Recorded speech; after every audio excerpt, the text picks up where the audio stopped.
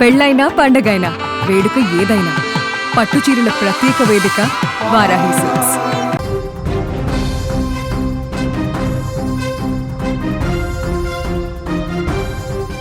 War breaking చూస్తున్నాం. Israel Iran మధ్య భీకర యుద్ధం జరుగుతుంది. ఇరు దేశాలు కూడా వైమానిక దాడులు చేసుకుంటున్నాయి.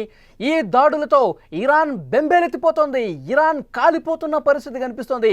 ఇరాన్లో ఇప్పటి వరకు 300 మందికి పైగా చనిపోయారంటే పరిస్థితి ఎంత దారుణమైనటువంటి స్థితిలో ఇరాన్లో పరిస్థితులు ఉన్నాయో మనకు కనిపిస్తుంది. ఇప్పటికే సైనిక అధికారి మహమ్మద్ బాఘేరీ మృతి చెందాడు.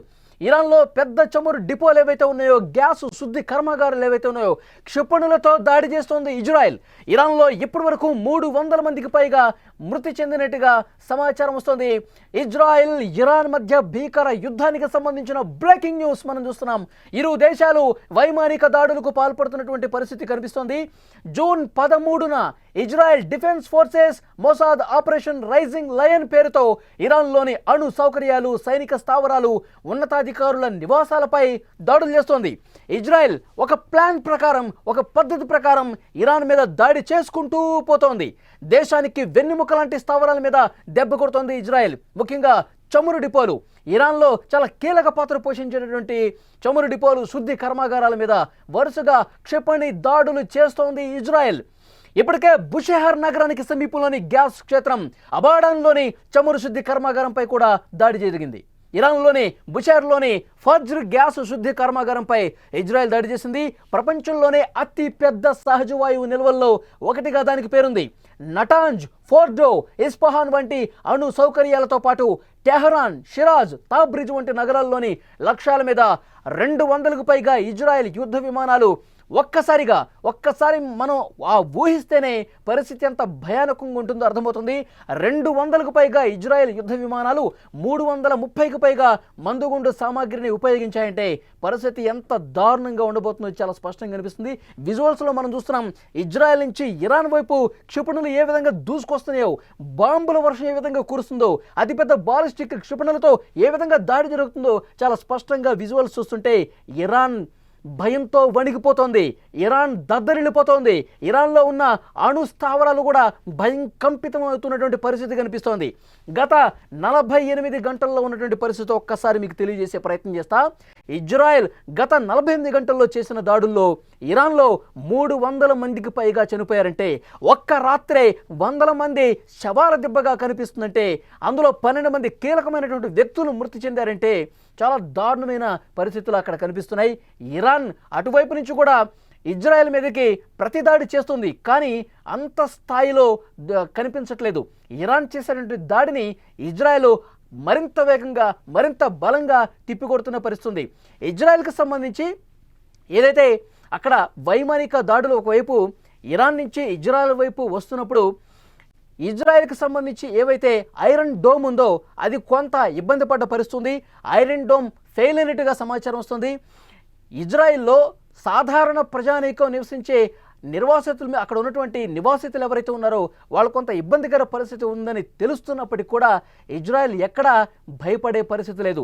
ఇజ్రాయెల్ అంతకంతకు దాడులు చేస్తోంది. ఇరాన్ మీద విరుచుకుపడుతుంది. ముఖ్యంగా అణు స్థావరాల మీద, సైనిక స్థావరాల మీద పెద్ద ఎత్తున దాడులు జరుగుతున్న పరిస్థితుంది. 9 మంది అణు శాస్త్రవేత్తలు, ఉన్నత సైనిక అధికారులు మృతి చెందిన పరిస్థితి ఇప్పటికే ఉంది. ఇప్పుడు ఇరాన్లో ఎక్కడ చూసినా బాంబుల మోత వినిపిస్తుంది. ఆ బాంబుల దాడికి, ఆ బాలిస్టిక్ క్షిపణులటువంటి చేస్తున్నటువంటి దాడికి మొత్తం ఇరాన్ కకావికలం అయిపోతుంది. ఇరాన్ పూర్తిగా తగలబడిపోతుందా అన్న సిచ్యువేషన్ అయితే కనిపిస్తోంది. ఇరాన్ ప్రస్తుతం విమర్శలు చేస్తోంది.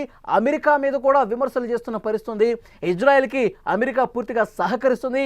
ఇదే విధంగా ఇజ్రాయెల్కి సహకారం అందించి మీరు దాడికి పురిగొల్పితే కనుక అమెరికా మీద కూడా మేము దాడులు చేసే పరిస్థితి ఉంటుందని చెప్పి ఇరాన్ హెచ్చరించింది. దీనికి డొనాల్డ్ ట్రంప్ కూడా చాలా సున్నితంగా హెచ్చరికలు జారీ చేశాడు. మీరు మా మీద యుద్ధం చేస్తే, మా మీద దాడి చేయాలని చూస్తే భవిష్యత్తులో కూడా మీరు ఊహించని విధంగా దాడులు ఎదుర్కొంటారు. ఇరాన్ పూర్తిగా నష్టపోతుంది, జాగ్రత్త అని చెప్పి ట్రంప్ కూడా ఇరాన్ని హెచ్చరించినటువంటి పరిస్థితి ఉంది. ఎందుకంటే ఇజ్రాయెల్కు అమెరికా సహకరిస్తుందని చెప్పి ఇరాన్ ఆరోపిస్తున్న నేపథ్యంలో ట్రంప్ కూడా కొంత అసహనానికి గురయ్యాడు. ఆగ్రహం వ్యక్తం చేస్తూ పోస్ట్ పెట్టినటువంటి పరిస్థితి. ఇరాన్ మా మీద దాడి చేయాలని ఒకవేళ ప్రయత్నం చేస్తే వాళ్ళ భవిష్యత్తు పూర్తిగా అంధకారం అయిపోతుంది. ఈ దాడులు ఇంకెప్పుడు చూడరు అన్న విధంగా ట్రంప్ మాట్లాడంటే ఇరాన్ని ఏ విధంగా హెచ్చరించాడో కూడా చాలా స్పష్టంగా అర్థమవుతుంది. ప్రస్తుతం ఇజ్రాయెల్ ఇరాన్ మధ్య ఒక భీకర యుద్ధం నడుస్తోంది. ఇరు దేశాలు వైమానిక దాడులకు పాల్పడుతున్నటువంటి పరిస్థితి కనిపిస్తోంది. పెద్ద ఎత్తున దాడులు జరుగుతున్నాయి. ఇజ్రాయెల్ చేస్తున్న దాడులకి ఇరాన్ పూర్తిగా బెంబేలెత్తిపోతోంది. ఒక భయానిక వాతావరణం కనిపిస్తుంది. విజువల్స్లో మనం చూస్తున్నాం ఇజ్రాయెల్ నుంచి ఏ విధంగా క్షిపణి దాడులు జరుగుతున్నాయి, ఏ విధంగా బాంబుల వర్షం కురుస్తోంది. ఇజ్రాయెల్ నుంచి ఇరాన్ భూతలం మీదకి, ఇరాన్ సైనిక స్థావరాల మీదకి, ఇరాన్ అణు స్థావరాల మీదకి ఏ విధంగా క్షిపణులు దూసుకుపోతున్నాయో చాలా స్పష్టంగా మీరు స్క్రీన్ మీద చూస్తున్నారు. ఈ దాడులకి ఇరాన్లో ఒక్క రాత్రే 300 మందికి పైగా చనిపోయారంటే, ఒక్క రాత్రే ఒక భయానక వాతావరణం, భీతవాహ వాతావరణం కనిపిస్తుందంటే ఎవరు కూడా ఊహించలేనటువంటి పరిస్థితి కనిపిస్తుంది. అసలు ఇరాన్ ఇజ్రాయెల్ చాలా స్పష్టంగా ప్రకటనలు చేస్తూ ఉన్నాయి. ఇజ్రాయెల్ ఏముంటుంది, మేము ఇరాన్కి సంబంధించి ఏదైతే అణు స్థావరాలు ఉన్నాయో, అణు ఉత్పత్తి కేంద్రాలు ఉన్నాయో, క్షిపణి తయారు చేసే కేంద్రాలు ఉన్నాయో వాటి మీద మేము దాడి చేస్తున్నాము. ఎందుకంటే మా భవిష్యత్తు మాకు ముఖ్యం, మాకు ఇబ్బందికర పరిస్థితి ఏర్పడుతుందని చెప్పి మాకు సమాచారం ఉంది కాబట్టి మేము ఈ విధంగా ఇంత తీవ్రంగా దాడి చేసే పరిస్థితి. ఇరాన్ దగ్గర అణు కేంద్రాలు పూర్తిగా ధ్వంసం అయ్యే వరకు మేము నిద్రపోమని చెప్పి పెద్ద ఎత్తున అక్కడ ఆరోపణలు చేస్తున్నటువంటి పరిస్థితి ఉంది ఇరాన్ మీద. ఇజ్రాయెల్ అధ్యక్షుడు నెతన్యాహు చాలా స్పష్టంగా చెప్తా ఉన్నారు, ఇరాన్కి ఇక చీకటి రోజులే ఉండబోతున్నాయి. ఇరాన్ ఈ విధంగా పెచ్చిరెళ్ళి ప్రయత్నాలు చేస్తే మా సత్తా ఏంటో చూపిస్తామంటూ ఇజ్రాయెల్ చెప్తున్నటువంటి పరిస్థితి. ఇప్పుడు ఈ రెండు దేశాల మధ్య శాంతి నెలకొల్పే విధంగా ప్రయత్నాలు ఎక్కడా కూడా సజావుగా జరిగిన పరిస్థితి లేదు. ఎందుకంటే ఎవరు వినిపించుకోని పరిస్థితి కనిపిస్తుంది. ఒకళ్ళు 2 బాంబులు వేస్తే మేము 5 బాంబులు వేస్తాం, ఒకళ్ళు 2 క్షిపణులు పంపిస్తే మేము 6 క్షిపణులు పంపిస్తాం. ఈ విధంగా ఒకళ్ళ మీద ఒకళ్ళు దాడులు చేసుకున్న పరిస్థితి. ఈ దాడుల వల్ల ఇరాన్ తీవ్రంగా నష్టపోయే పరిస్థితి. ఒకవైపు ట్రంప్ కావచ్చు, పుతిన్ కావచ్చు, ఇద్దరు ఫోన్లో మాట్లాడుకుంటున్నారు. ఈ యుద్ధాన్ని ఆపే ప్రయత్నం ఏదైనా చేయాలని చెప్పి ఆలోచన చేసినట్టుగా కనిపిస్తుంది. తిరిగి ఇరాన్ మళ్ళీ అమెరికానే టార్గెట్ చేసే పరిస్థితి ఉండేసరికి ఇది ఇప్పట్లో ఆగే పరిస్థితి కనిపించట్లేదు. ఇది రోజుల్లో తెగదు, కొన్ని నెలలు పట్టచ్చు అని చెప్పి సమాచారం వస్తోంది. ఇజ్రాయెల్ ఇరాన్ మధ్య భీకర యుద్ధం నడుస్తోంది. ఇరు దేశాలు వైమానిక దాడులకు పాల్పడుతున్నటువంటి పరిస్థితి మనం చూస్తున్నాం. Israel defence forces Mossad operation Rising Lion పేరుతో ఇరాన్లోని అణు సౌకర్యాలు, సైనిక స్థావరాలు, ఉన్నతాధికారులకు సంబంధించి పెద్ద ఎత్తున దాడులు చేస్తున్నటువంటి పరిస్థితి ఉంది. సైనిక స్థావరాలు, అణు సౌకర్యాల మీద పెద్ద ఎత్తున దాడులు చేసి ఒక భయానక వాతావరణం సృష్టిస్తున్నటువంటి పరిస్థితి చాలా స్పష్టంగా చూడొచ్చు. ఇరాన్, ఇజ్రాయెల్ రెండూ కూడా అసలు ఎక్కడా కూడా వెనక్కి తగ్గని పరిస్థితి కనిపిస్తోంది. అక్కడ సైనిక స్థావరాల మీద ధ్వంసం చేస్తుంటే, దాడులు చేస్తుంటే సామాన్య ప్రజానీకానికి నిద్ర కరువైనటువంటి పరిస్థితి. విజువల్స్లో చూడొచ్చు ఇరాన్లో పరిస్థితి ఎంత దారుణంగా ఉందో. పెద్ద పెద్ద మేడలు కూడా, భవంతులు కూడా కూలిపోయినటువంటి పరిస్థితి ఉంది. ఒకే రోజు ఒక నివాసిత ప్రాంతం మీద దాడి చేస్తే 60 మంది ఆన్ ది స్పాట్ చనిపోయారంటే ఎంత భయానక సిచ్యువేషన్ ఉందో చాలా స్పష్టంగా చూడొచ్చు. సామాన్య పౌరులు కూడా యుద్ధంలో సమిధులవుతున్నారు, సమాధులవుతున్నటువంటి పరిస్థితి ఉంది. ఇవి తలుచుకుంటుంటేనే అక్కడి స్థానిక ప్రజానీకం కన్నీళ్లు పెట్టుకున్న పరిస్థితి. ఇలాంటి యుద్ధ వాతావరణ పరిస్థితుల్లో అసలు మనుషులు అనేవాళ్ళు ఎలా జీవనం సాగిస్తారు? అసలు ఈ దేశాల్లో మనం ఎందుకు ఉండాలి? వీళ్ళు ఈ విధంగా దాడులు చేస్తూ ఉంటే ఒక దేశం మీద ఇంకొక దేశం విరగబడి ఈ విధంగా సైనిక చర్యలకు పాల్పడుతూ ఉంటే మా పరిస్థితి ఏంటి, మా భవిష్యత్తు ఏంటి, మా పిల్లలు ఏంటి అని చెప్పి వాళ్ళందరూ కూడా చాలా ఆవేదనతో మీడియాతో మాట్లాడుతున్నటువంటి పరిస్థితి కనిపిస్తోంది. ఆపరేషన్ రైజింగ్ లైన్ పేరుతో ఇరాన్లోని అణు సౌకర్యాలు, సైనిక స్థావరాలు, ఉన్నతాధికారుల నివాసాల మీద దాడులు చేస్తోంది. ఇజ్రాయెల్ ఒక ప్లాన్ ప్రకారం దాడి చేసుకుంటూ పోతోంది.